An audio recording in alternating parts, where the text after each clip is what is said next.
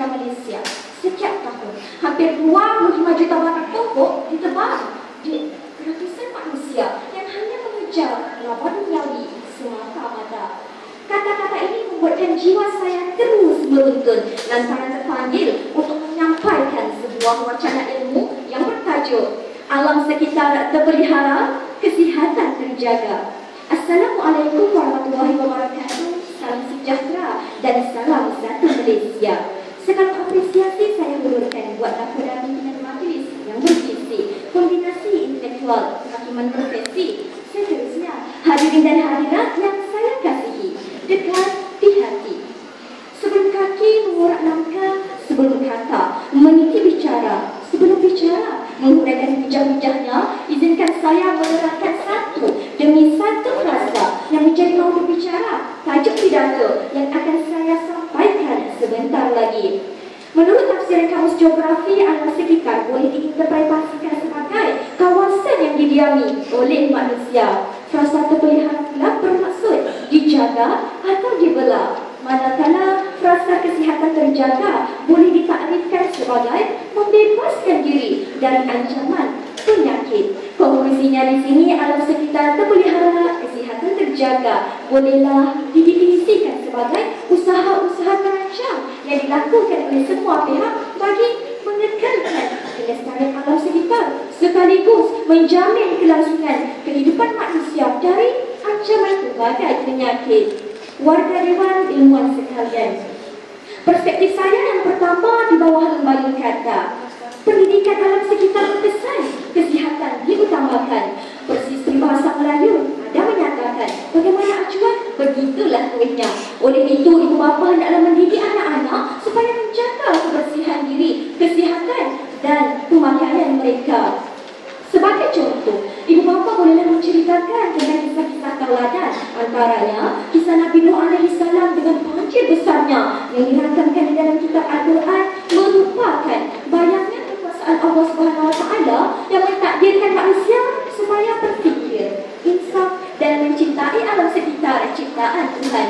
Dalam pada itu, para pelajar di peringkat sekolah rendah, sekolah menengah maupun di peringkat universiti telah digalakkan untuk menyertai kegiatan kurikulum beruniform, misalnya penakap dan pandu menteri.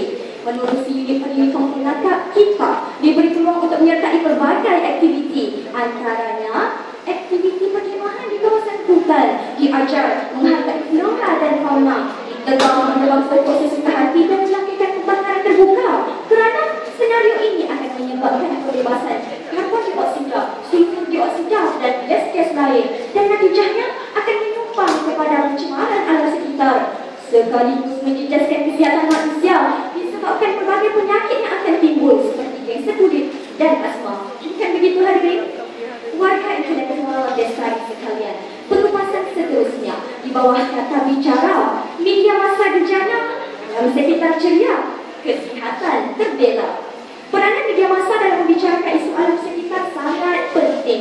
Tanggung jawab sosial media massa, misalnya RTM, menerusi rancangannya adalah rakyat yang mengetengahkan isu alam sekitar secara tuntas dan kreatif telah menarik minat masyarakat untuk mengikutinya. Selain itu, menurut kajian dalam Akhbar Utusan Malaysia, setiap tahun hampir 25 juta batang pokok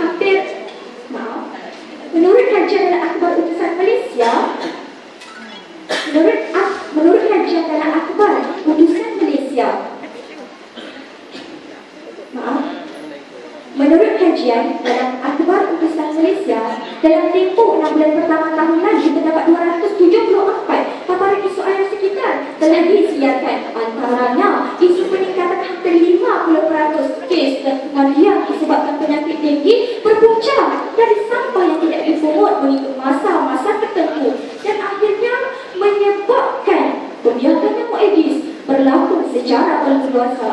Dalam pada itu, sampah yang tidak diuruskan dengan betul ini juga bukan sahaja mencemarkan pemandangan dan bau, malah menjadi sarang merebaknya penyakit leptospirosis iaitu kencing tikus di beberapa taman dan rekreasi. Menerusi laman seseorang pula, pelbagai prakarsa yang bersifat kompak telah disalurkan oleh Kementerian Sumber Asli dan Alam Sekitar, misalnya Kempen 3R, Kempen Alam Sekitar dan iklan-iklan ilmiah yang saya disajikan dalam bentuk interaktif, mampu memberikan impak kepada masyarakat secara kolektif sekaligus memelihara kesihatan mereka.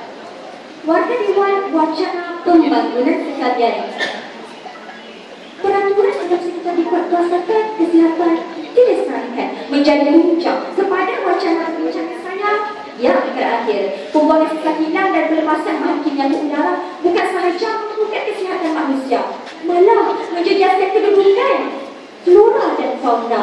Menurut perangkaan Jabatan Alam Sekitar, 84% bahan pencemar air datangnya dari industri minyak kelapa sawit dan selebihnya dari industri-industri lain. Kesannya, tumpukan bahan buangan ini telah menjejaskan aktiviti pelancongan seperti berenang dan snorkeling di perairan pantai Pulau Pinang dan Pulau Pangkur. Natijahnya, para pelancong akan menjadi was-was. Ekonomi negara akan melepas lantaran segelintir manusia yang berhati julas. Warga Dewan sekalian, berdasarkan hujah-hujah yang telah saya berikan sebentar tadi, dapatlah disimpulkan di sini bahawa pemeliharaan alam sekitar hendaklah seiring dengan pembangunan negara. Jika kita mampu untuk meningkatkan ekonomi negara dalam bidang sains dan teknologi, maka rasionalnya kita juga mampu untuk melestarikan alam sekitar ini. Nah, muhasabah diri warga Lestari. Sekian Pemindah Lestari, mohon